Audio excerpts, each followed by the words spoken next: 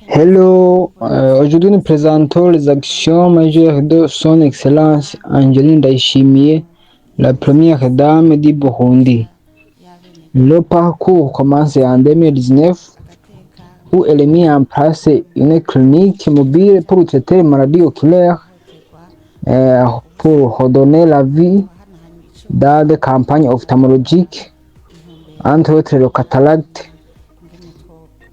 Le total de consultations et des opérations réalisées, les consultations c'est au nombre de 12 891 et les opérations 2111. En 2023, elle a créé la polyclinique Mugiraneza de Kibimba.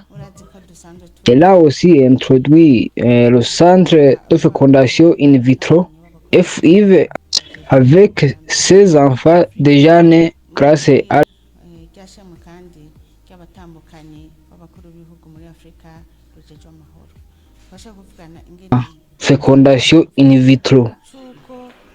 En Ngozi, la mise en place d'un centre médical d'écoute psychosociale Mugiraneza de Ngozi qui offre une écoute, accompagnement et une reconstruction intégrée à des personnes souvent oubliées. À Gitega, elle a contribué à l'extension du centre Rumuri de Gitega dédié au traitement des fistules obstétricales. Elle a aussi équipé ce centre Rumuri en lit et en matériel médical. Elle a pris aussi en charge des milliers de femmes en dos de chaises roulantes à des handicapés à travers le pays. La facilitation du transfert à l'étranger des enfants atteints de maladies congénitales, l'Italie et le Rwanda pour leur donner un espoir de vie et grandir en bonne santé.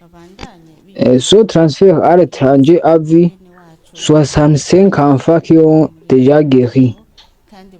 En cas bouleversant de Daniel, un enfant siamois. kuko murazi iyo habaye intambara abikorako cyane n'abakenyezi n'abana rero twemeranyije ko twese ko tugiye guhagurukira rimwe tuti turase Sa mère ne touchait pas son enfant, mais lors de la visite de la première dame, elle a pris l'enfant dans sa main, insufflant courage et espoir. muri Afrika Par après, Daniel a été opéré au Burundi, puis transféré en Ouganda. Aujourd'hui, il est guéri, vivant avec compassion et détermination. Un soutien constant aux personnes vulnérables, personnes âgées et handicapées, les battoirs, orphelins, et principalement dans les orphelinats du Burundi. Il y a aussi la promotion de l'éducation et du bien-être scolaire. Elle a distribué des kits scolaires via l'initiative Panda Pack et aussi le soutien actif au programme d'alimentation scolaire. Elle a participé dans l'équipement des écoles en maternelle.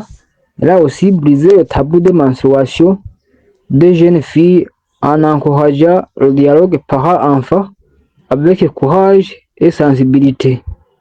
Grâce à la première dame du Burundi, plus de 30 bourses d'études ont été attribuées aux jeunes pour leur avenir. La première dame du Burundi a participé dans la lutte active contre les épidémies dont le choléra et le monkeypox. Il y a aussi des campagnes qui sont en cours de sensibilisation et de la prévention de ces épidémies. La mobilisation communautaire sur le terrain et le renforcement de la riposte sanitaire. Elle a aussi participé dans le soutien aux personnes qui vivent avec le VIH à travers les actions d'accompagnement. Une autre chose importante, elle a entre autres soutien apporté aux personnes âgées en Guinée équatoriale.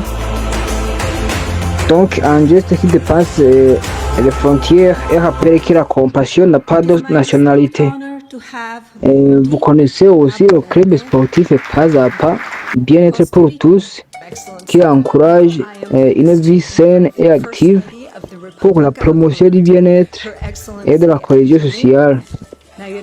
Elle a aussi participé au renforcement de l'accès à l'eau potable par la mise en place de forages. Toutes ces activités n'ont pas passé inaperçues car elles sont internationalement reconnues. Elles sont internationalement reconnues. Et alors, la première reconnaissance internationale, elle est en 2023. La première dame du Burundi, Angèle Ndayishimiye, était lauréate du prix des Nations Unies en matière de la population à New York. La distinction du Grand Cordon de l'Ordre national du Burundi en 2023. Le certificat de reconnaissance du système des Nations Unies, OMS Burundi FNUAP, en 2025 et aussi en 2026. Il a aussi reçu un certificat de mérite du ministre de la Justice pour son engagement en faveur des droits humains. En 2023 aussi, elle a eu l'honneur de sonner à la cloche de la paix à New York lors de la journée internationale de la paix en septembre 2023.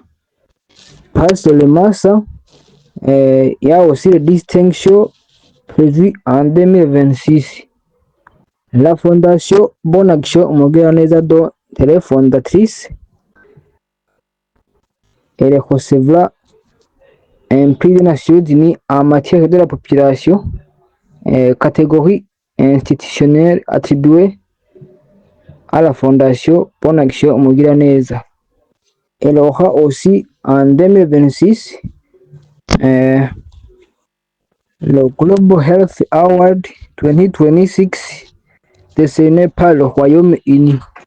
Toutes ces principales activités montrent l'engagement de son Excellence Angèle Ndayishimiye, la première dame du Burundi, pour que chaque Burundais ait une bonne santé.